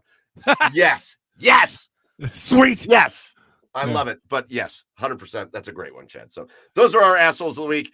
Rissa Bear says, oh, I clicked the right one. Rissa Bear says, how about the people with 1,000 bumper stickers? That's fair. Yeah. That's fair. That too. That's fair. I don't like, you get one vote. Put one sign up. Yeah, I miss the days. I do. I said it and I mean it. All right. I miss the days when nobody really gave a shit, right? You believed in what you believed in. You voted for who you believed in, and that was it. And that was it. I missed it. I'm going to tell you a story. I'm going to tell you a story on this, and then we're going to move on to the Browns. Because these are the days that I miss. I lived with my very good buddy Kurt. He was the best man in my wedding. And when before I got married, and when we were kind of in our mid-20s, we lived in a house in Rocky River together. And should I say mid-20s? Yeah, it was 27. I don't know. You're old. You forget. The 2012 election. It was Obama and it was Mitt Romney, right? Yeah. I don't think it's going to surprise anybody, and I don't want to hear any shit because I'm going to tell you a story that tells you why you shouldn't give me any shit. I don't think it's going to surprise anybody that I had the Obama sign in my yard. That shouldn't surprise anybody. I don't care that you know. I don't care that you know that. That's fine. But I had an Obama sign in the yard, and my friend, a devout Republican, who is the best man in my wedding, put a Romney sign in the yard. We had an Obama sign and a Romney sign in the yard. That's what I miss. That was great. We should be able to do that shit. But nobody can do that anymore. Sure. So anyways, I think it's a good one, Chad. I think it's good. So those are our assholes of the week. If you got other assholes of the week that have just been shitheads this week, please feel free to put them in the comments and we'll throw them on the screen. But let's get in. I got 3 other topics I want to talk about before we get out of here. And I want to start with the Cleveland Browns. And I want to start with a win. And I know it got tense. And I know it got tight. And I got to be honest with you, it got tense in the first half because the Cleveland Browns, I think, to be honest with you, Chad, I'm going to give you my impressions and I'll let you respond. I think the Cleveland Browns played a really, really good football game outside of one thing. But otherwise, I think the offense looked pretty darn good. I think the defense looked pretty darn good. I think the special teams looked much better than they did last week. I think the Cleveland Browns played a really complete football game outside of the penalties. Yep. I think Deshaun looked fine. I think he looked good. I don't think he looked fine. I think he looked good. He had 1 or 2 throws that were kind of ugly, but okay. If we're going to critique it like that, Patrick Mahomes has throws that look ugly or whatever. That happens in a game. But I think he looked pretty good. I loved the way Elijah Moore and Jerry Jeudy looked. It like those guys have come to life. I would like to see more out of Amari Cooper. Yeah, if you could hit the jugs machine, that'd be great. But we'll get there. We'll get there. Yeah. Defensively, I mean, Jesus, I think they were great. I think the Cleveland Browns, I know what the score said, but I think the way the Browns played when it came to executing once they actually got to get plays off and they weren't penalized, I think they played like they were 3 touchdowns better than the Jacksonville Jaguars. That's how I think they played that game. Yeah, I can agree with that. I mean, a lot of their drives got killed by the 11 billion penalties that they had. Right. I mean, the discipline that they showed in that area has got to improve. It has to improve. But fortunately, the Jaguars are a team that plays football. They're not a good team that plays football. They're not a bad team that plays football. They're just a team that plays football. And the Browns beat those type of teams. This Browns team beats those types of teams.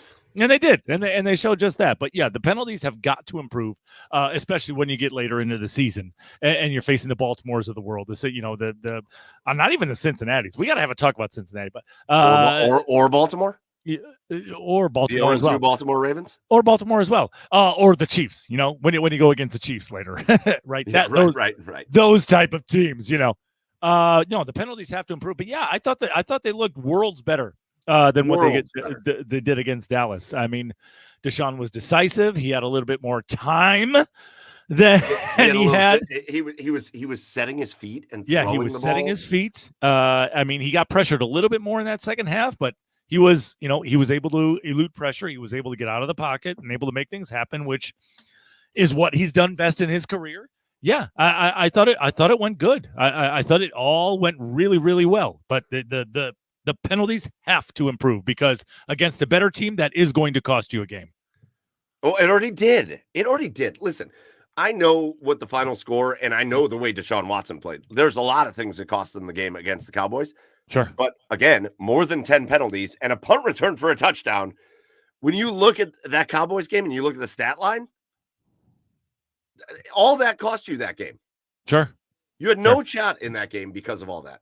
And I'm still mad at Deshaun for that game because you're supposed to win the rest of your team when you're a $230 million player, and your team isn't playing all that great. You're supposed to elevate the rest. Of your team. It all falls on him, right? Regardless of all that other stuff, it all falls. It's going to fall on him and the head coach. No, a lot should fall on him. But here's my argument though, Chad. Sure. In the NFL, maybe not in high school football.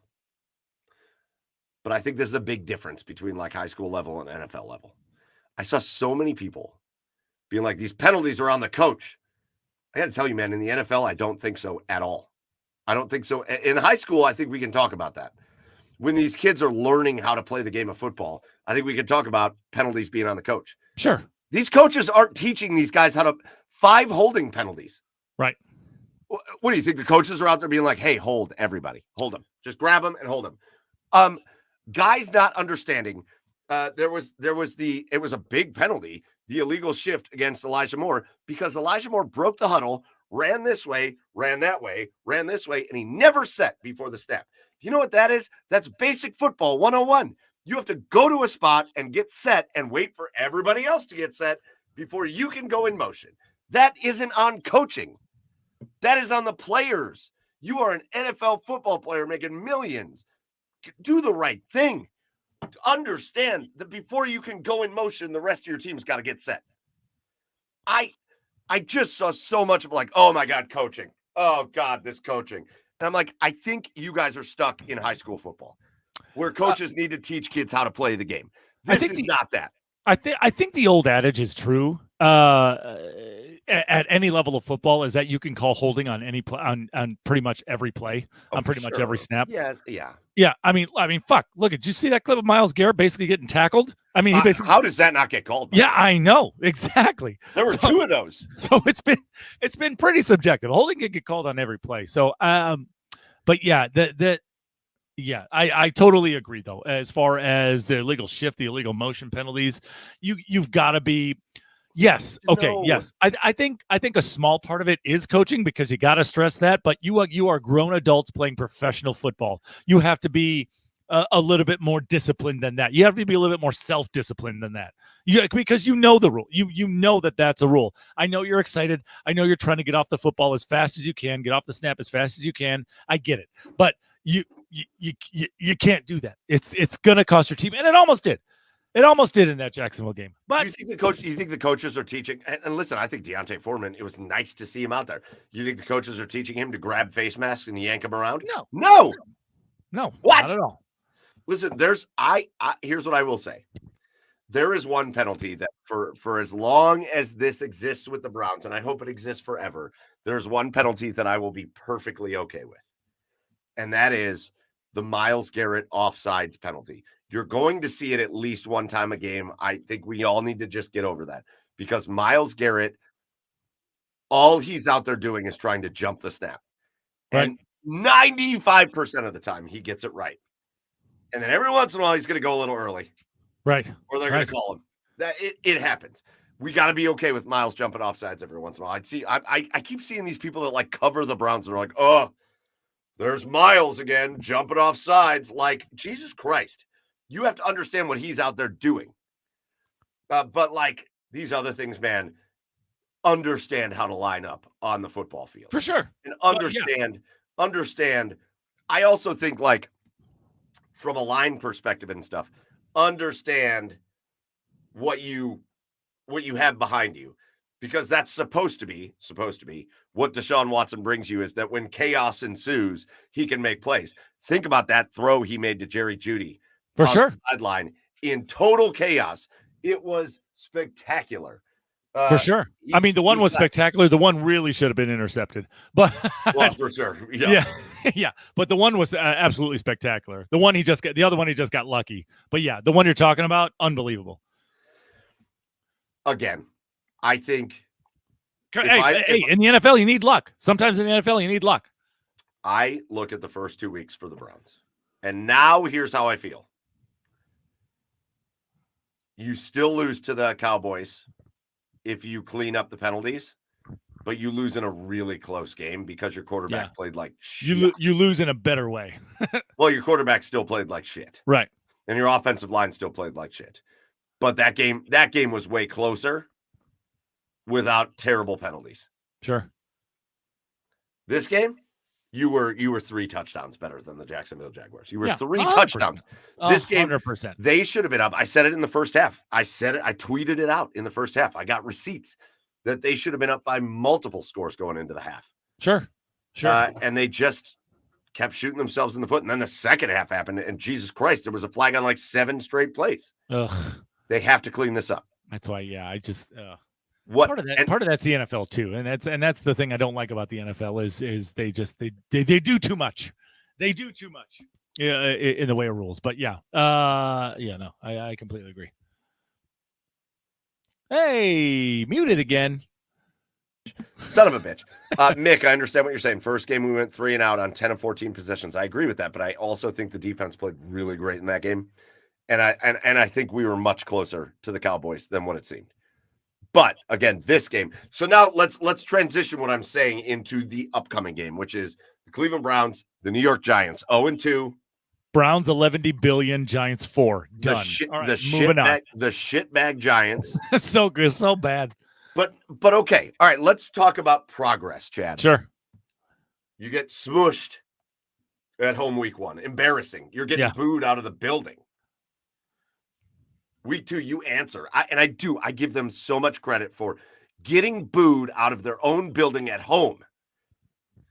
And I agree with Chef Zay. We had him on last week. Embarrassing Flacco chance. I do think that's embarrassing. Sure. That's awful. Yeah.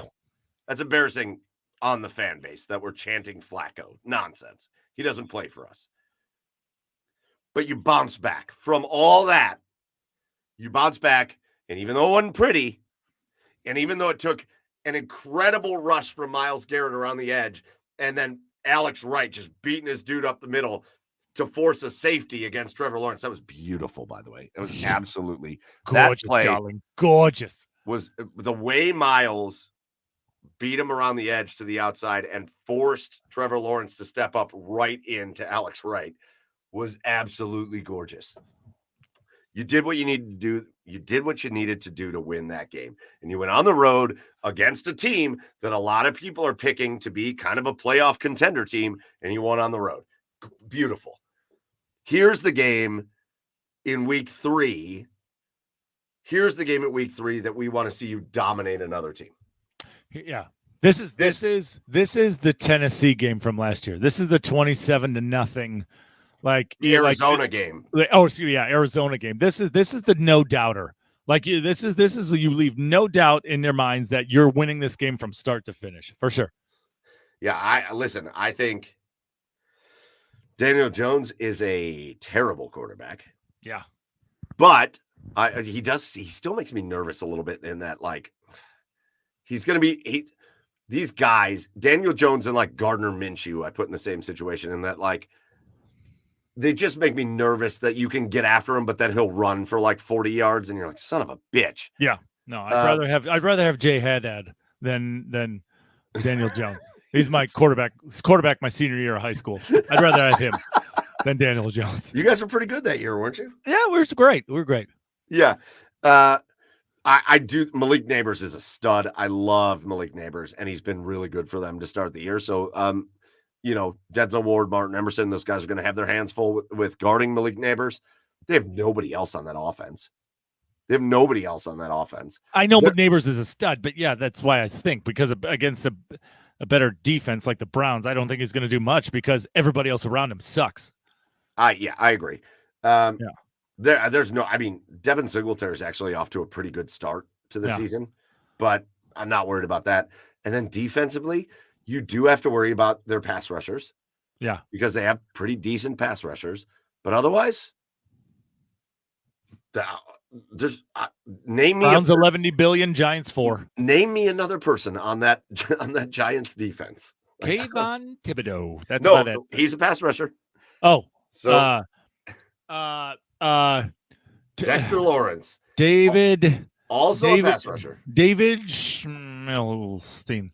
Schmelstein, yeah, my favorite player. Yeah, right. No, and listen, you guys are doing it up in the comments, and I love this. Jones is going to have a tough time running. I have to tell you, man, I don't know that they're going to get the recognition that they deserve, specifically JOK, but through 2 weeks, JOK is in on every fucking play. And he doesn't, and you know what? That's fine with him. That's totally fine with JOK. Jordan Hicks is a nice upgrade from Anthony Walker, and I have a lot of respect for Anthony Walker, but Hicks is a nice upgrade. And damn, I love the way they are using Grant Delpit. Get that dude up by the line of scrimmage. Yeah. Have him shooting gaps. He's so good at it. The way they're playing that, the way the Browns are trying to bring back that like linebacking core, right? Everybody acts like linebackers not important anymore. Oh, man, the Browns are showing these linebackers are good. And I include Delpit on that because he plays more of that than he does safety. Yeah, no, I totally agree. I mean, he's for years, ever since he's been in the league, the rap on him is he's better as a box safety. And you're seeing it this year.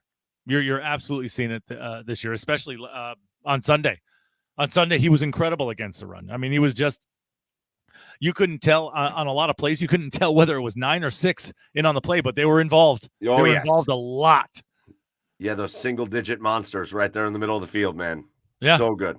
So, yeah, listen, I predict that the Browns are going to win. Let's do predictions. I'll do mine.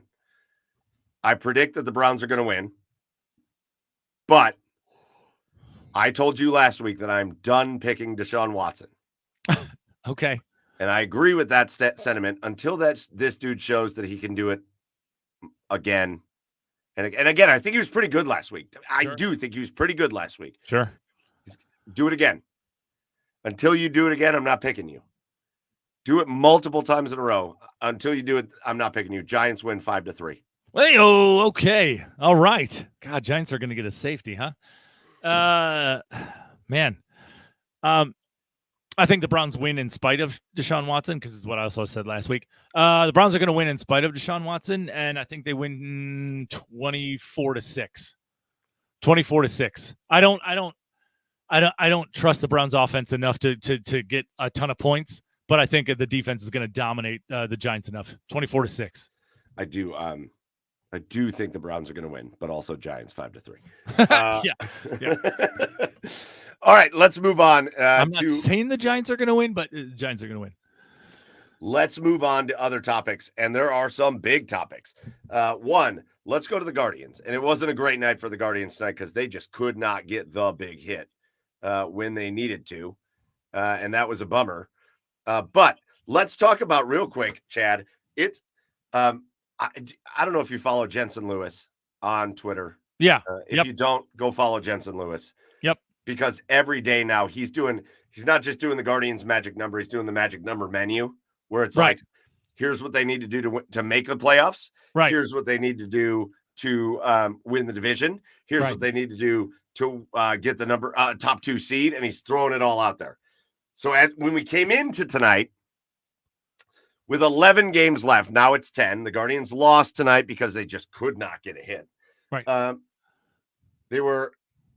Magic number was 3 to make the playoffs. Magic number was 7 to win the division. By the way, when we did this last week, that magic number was 17. Shit. 10 in 1 week. Shit. Magic number is also 7 to get a top 2 seed. They are racing the Houston Astros to a top 2 seed, which is why, dear God, let us get that before that last series of the year.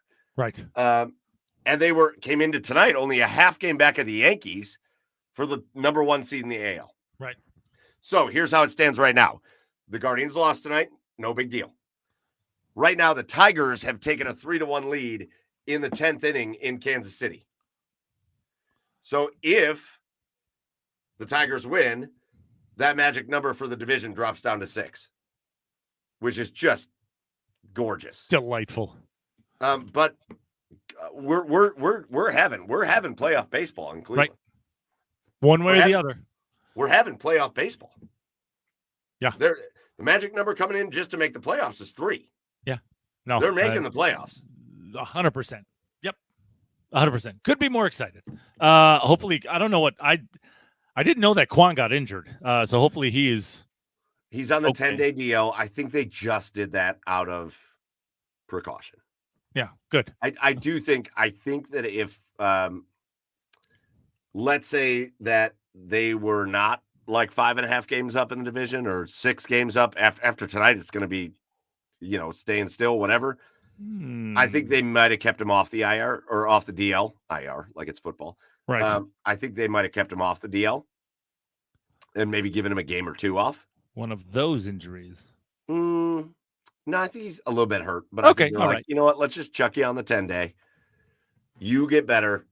We'll bring Miles Straw up, which I would love for Miles Straw to just come in and just be like bunt and stolen base expert. Yeah. I think that's fine. What he was anyway. well, he's been playing well in the minors, so yeah. Okay. But man, for me, this is so fun because not only are they, it is going to take a magical run by the Kansas City Royals, which they're not doing, to win the division. And it would take an epic collapse. So the Guardians, in all likelihood, are winning this division. Right. And they're like 6 games up on the Astros. Right. So there's a really good shot that we gotta buy in that wild card round, and we're just waiting for that divisional round. Yeah. You know how huge that is? Big time. Huge. Get guys rest, get guys healthy. It's something that we've never experienced before. Not in this era of baseball. No, not in this era at all. It'd be huge. So, what do? We go to St. Louis next, right? Yeah, St. Louis for 3, and then home for Cincinnati for 2, and then Houston for 3 to wrap things up. I think by the time we get home from St. Louis, hopefully that's this whole thing is done. Yeah, there's a really good shot. But again, happy birthday, Jose! By the way, happy birthday, Jose Ramirez. Oh, happy birthday, Jose! 32. Ramirez. You look so good for 32. Stunning. Yeah, you sure do. How about Stephen Vogt getting emotional after last night's win? And I wanted to talk about last night's win because I was thinking going into that game. In the years, think about recent years where the Guardians have, or the Indians before them have made runs. Sure. Think about the amount of walk-offs that they've had. Right. And now think about this year. I don't know. I haven't really looked at it, but there's not a lot of walk-off wins for the Guardians. It hasn't been one of those years. They've come back before the 9th. Yeah, they like last night. They came back before the 9th, and then you have the best. This guy needs to win the Cy Young. Please, God. Yeah. But there hasn't been. It's kind of why I was hoping tonight, like Bo Naylor came up with the bases loaded in the 9th with 2 outs, and I was like, oh, come on, please, Bo. God, yeah, just bang a grand slam to win this game, right. And he grounded out to the pitcher, which is fine because it doesn't really matter that much. But like, it's been kind of a weird year in terms of what we're used to, going all the way back to Indians days, right. Where you're used to those years where they get to the playoffs and they make those playoff runs. There's so many of those. I remember it was 1995 and they came out with a VHS tape called Wahoo What a Finish because of how many walk-off wins they had. Right. It's a different year this year. It's sure. different. Sure. It's weird. Yeah. Yeah. It's one of those teams that needs everybody, right? Like, remember that Wahoo What a Finish? The pitching was just okay, right? And good and good enough. That's why they needed all of those walk-offs. Right. But that lineup was just insane, absolutely insane. And you never felt like you were out of it. Right. But it wasn't because of the pitching. It wasn't because of the pitching at all. Here, this particular team, it just feels like it takes everybody. It feels like it takes every single guy on that bench, in that bullpen, in the starting rotation, in the lineup. It feels like this it has been a collective effort this year. And it's so fun to watch. It's been even through their struggles. It was fun to watch, and the fact that they were able to pull themselves up off the floor and able to get over that hump, get rid of that slump that they were in, and still win the division this year. This has been one of the most fun years of baseball that I've ever watched. Oh, I 100% agree. And what I love about this year too, Chad, is that it's just different guys every year. Yeah. So Kansas City lost. So the Guardians' magic numbers going down, even though they lost tonight. I love it. Let's go. There's no way. I mean, like the magic number 6. So any combination of Guardians wins and Kansas City losses that equals 6, and they win the division. It's 100%. It's 100%. Whatever. Math. Yeah. Math. Do math. Yeah. They're going to win. 10 games left on the season. There's going to be a combo of 6 Guardians wins and Kansas City losses. Right. Yeah. But it's somebody different every night. And throughout the course of the season, it's guys that have gotten hot at weird times. Brian Rocchio, everybody loves to like kind of hate on him, but he's had some huge moments for this team. Especially later in the season here. Tyler Freeman had huge moments. How about early in the season and Will Brennan? We haven't really seen Will Brennan do anything for a while. Right. But how about him early in the year? Had huge moments. Chill Will. Big homers. And I think when you factor in that you've got a group of guys where you believe that anybody can be that guy that steps up every night, and then you combine it with a good Stephen Kwan year. I know he's fallen off back half of the year, but I still believe in Stephen Kwan. Sure. Absolutely. A super bounce back year from Andres Jimenez. He's been so good this year. Yep. And then you're talking about 2 guys with 100 RBIs in Ramirez and Naylor. In the middle of that lineup. Then you bring in Lane Thomas, and I know Lane Thomas sucked real bad when he first got here, but oh boy, is he much better. Turned it on. Not just turned it on. He's been one of the best hitters. He's been one of the best players on the team. Yep. Mm-hmm. When you factor in that you can always count on Jose and Josh, you can always count on Kwan and Jimenez. And now you're at a point where you feel like you can always count on Lane Thomas. Now we're just talking about, okay, is Bo Naylor going to be the other guy? Or is Schneemann going to be the other guy? Is David Fry? We don't even talk about David Fry, but he's still been good. Yeah. Is he going to be the other guy? You've got all these opportunities for people to be the other guy. And when that's factored in with the guys that are always the guy, man, they've got something special going. Yeah, and that's what and that's what this team has kind of been missing is more consistency, right? Yeah, in years past, this team has been as much fun as we've had watching these teams. They've been real streaky, but there hasn't been guys that you can rely on. Like Jose was the only guy you could rely on for a few years there. Now, between Kwan, Jimenez, Naylor, Murillo's, like everybody you just said, these are guys who, when you come to the plate, something good's going to happen. Yeah. Right? Something good's going to happen. And the more and more they can build that, the better this team's going to get. And it's just, it's a lot of fun. I do like their luck when it comes to a playoff series with starting pitchers, getting through 5 or 6 innings. Right. You don't need them to go 8. Nope. And I like getting it to that bullpen. I think there's been a little shakiness in the bullpen in the middle relievers. Like Nick Sandlin's he gave up a couple hits and a homer tonight. He's been a little shaky, even though he was so good early in the year. But like, if you can get 5 or 6 innings and you can turn this thing over to the bullpen, and especially if you can get to Hunter Gaddis in the 8th and Emmanuel Clase in the 9th. Yep. Oh, yeah. Game over. Yeah. Game over. Emmanuel Clase, that game last night, I know they lost tonight, but again, it's the epitome of what we're talking about, Chad. Right. The guy was Kyle Manzardo last night. He was the guy. He hit that homer. Oh my God, so awesome and so cool for him. And why? Yeah, it's why. And he's been good. And he's been good since he came back. It's great. Yeah, it's why you never give up on a guy. Probably came up a little too early. I mean, but even though that was due to injury, but he struggled and he went back down. He figured it out, and now he's back and he's doing well. Dude, and he hits that 2-run homer in the 8th to give him the lead. Emmanuel Clase comes in and throws 3 straight balls to Carlos Correa.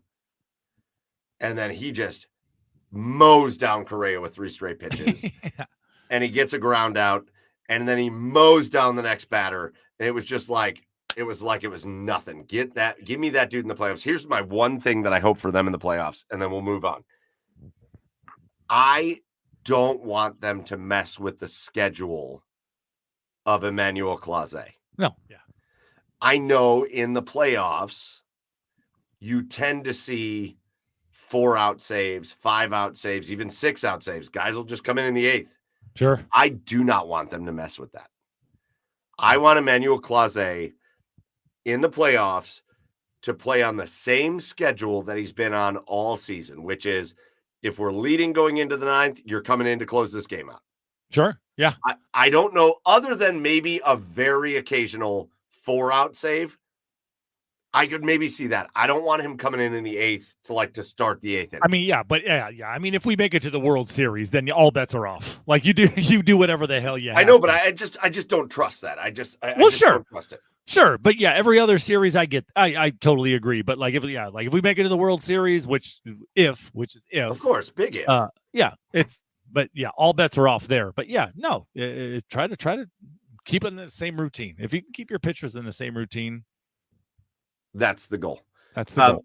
We're gonna keep talking Guardians, especially in the playoffs. We're working on more Guardians guests for us here on Garage Beer, so let's see if we can get there. But man, the Cleveland Guardians, it very much feels like, again, last week when we talked, their magic number to win the division was 17. And as we wrap up the show tonight, it's 6. And so it feels like by the next time we talk, 1 week from today, we could be talking about the AL Central Division champion Cleveland Guardians, who still may be in a run for a top 2 seed in the playoffs. But what a season. What a season. And again, I will always go back to the conversation we had in the preseason with Jim Rosenhaus, who really felt like they could get here, and they have. And the way that Stephen Vogt and his staff have coached this team, I think, is awesome. So big shout out to the Guards tonight, as, again, they don't win, but their magic number shrinks anyways. Okay, Chad. Yeah. I want to spend 1 minute because I saw a question. I think it was we've had him on the podcast before, Evan Damerel, who covers the Cavaliers. No, I'm just kidding. And I want to talk about one thing with the Cavaliers, because it really feels like the offseason for the Cavaliers is over. It pretty much is. It is. And now it's time to get ready for it. Just like we were talking about with hockey earlier, it's time to get ready for preseason basketball and camp and getting ready for regular season Cavaliers basketball. And so Evan Damerel put out a post that said, what has you most excited about the Cavaliers this year? And I answered it honestly. And here was my answer, Chad. They're running it back with the same roster outside of their first round draft pick, who we'll see what they get out of him. He's going to be kind of an end of rotation guy. And we'll see about somebody like Luke Travers, who was a draft pick for them, who they have now brought in, and we'll see how much time he gets with the Cavs. But really, for the most part, the Cavaliers are going to run this roster back.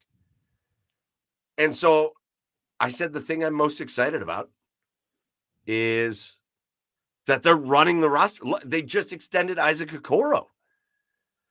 I'm excited that they're running this roster back with a new coach and a new system, because I want to see what these guys have with a new coach and a new system.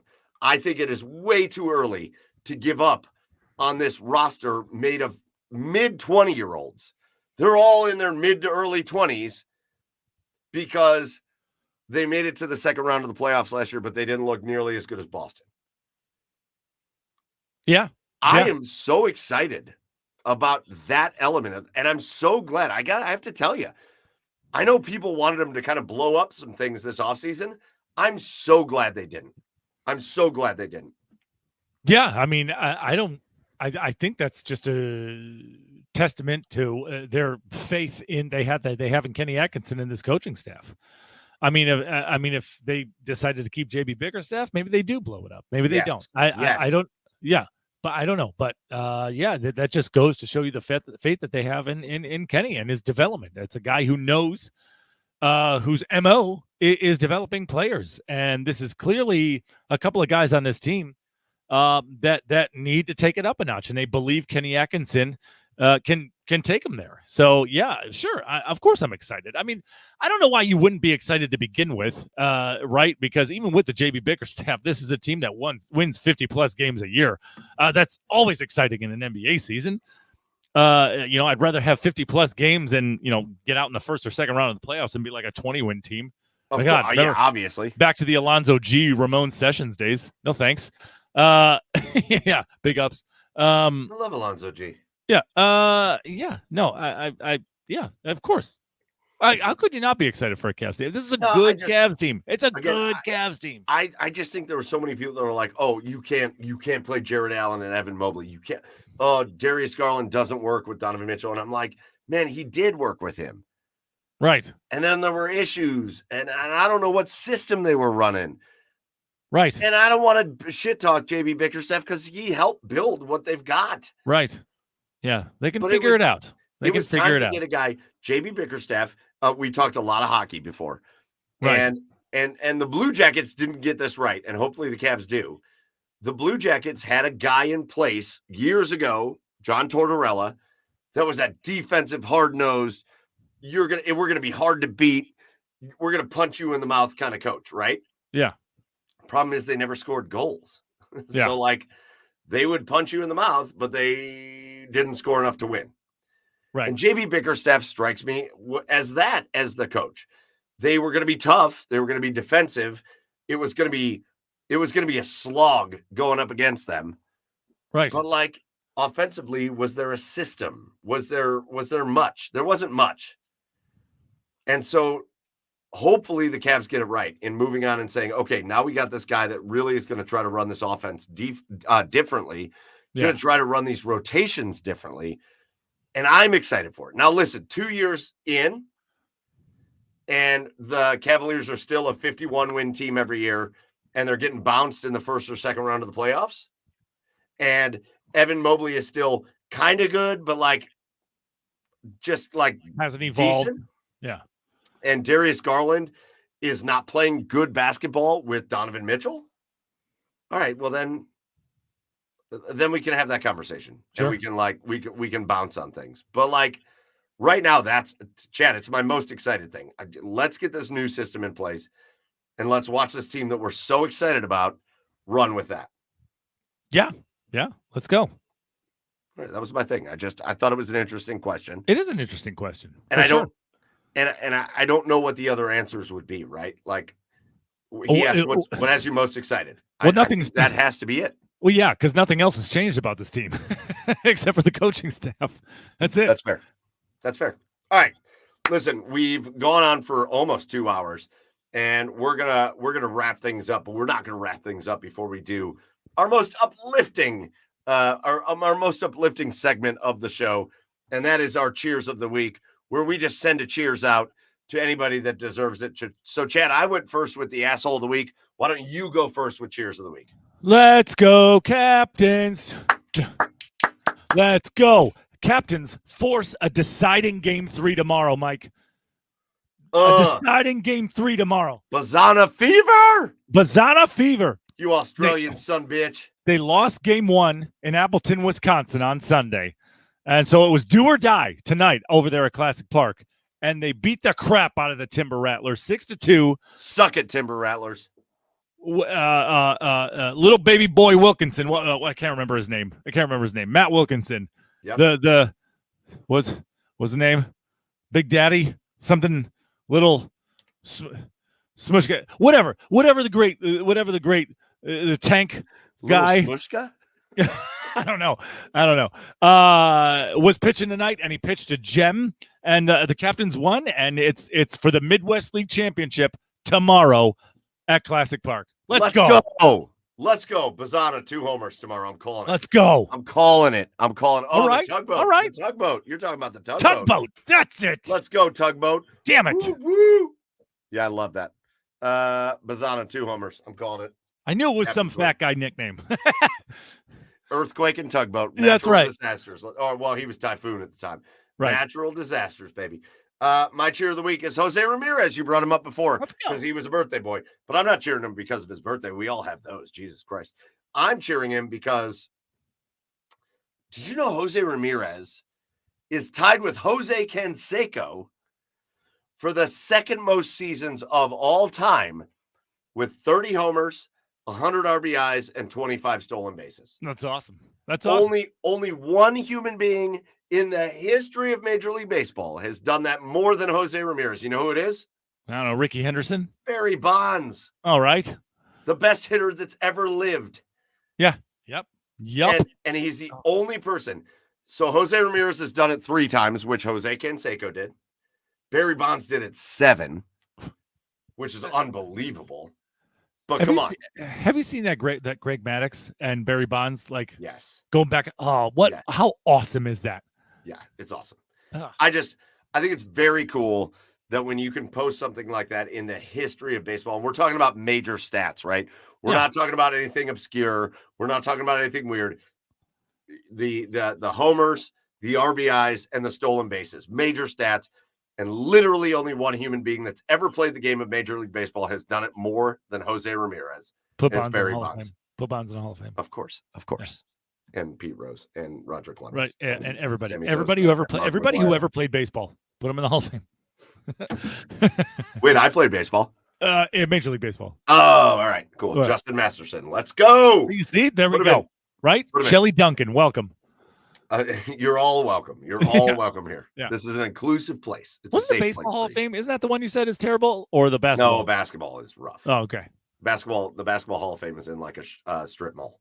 It's really weird. The Hockey Hall of Fame is still the best. Yeah, it's amazing. All right, that's going to do it for episode 230 of the Garage Beers podcast. The last thing we got to do before we get out of here is just give our thank yous. First and foremost, our thank you goes out, first and third most, because we've got a bunch of thank yous, but our thank you goes out to the OBR streaming network and the OBR. The OBR is the best place for Browns coverage in all of Cleveland, and you get to hang out with us on Tuesday nights. So make sure you're locked in to the OBR, the OBR.com, and the OBR streaming network on YouTube and Twitch and everywhere else you follow the OBR. Second thank you goes out to our special guest tonight, Dave Maetzold. And again, he's the guy we needed at the time we needed him. He was the perfect person for us to talk about Blue Jackets hockey and Johnny Gaudreau and everything else that has gone on. So huge shout out to Dave Maetzold, because literally one of my favorite interviews we have ever done was that one we did tonight with Dave, and really appreciate him. Big shout out to Dave Maetzold. Last shout out goes to all of you. The comments were great tonight. Tons of people in the comments. We had a huge crowd joining us throughout the course, whether you were on Twitter or Instagram or Facebook or YouTube or Twitch. It only shows you how many people are watching on your thing, but like overall, we had a really good group of people here joining us. So big shout out to everybody that joined us tonight. We love you. We appreciate you. If you weren't able to make it live, make sure you check us out on our podcast episodes, whether it is on Apple or Spotify or wherever you get your podcast. But otherwise, if you did join us live, thank you. We appreciate you. That's going to do it for episode 230 of the Garage Beers podcast. For Joey, who wasn't here at Garage Beers Joe, for Chad Meyer over on the east side of Cleveland at Garage Beers Chad, I am Michael Keefe at Garage Beers Mike. Go follow the show at the Garage Beers on all the socials. And until next week for episode 231, cheers, everybody.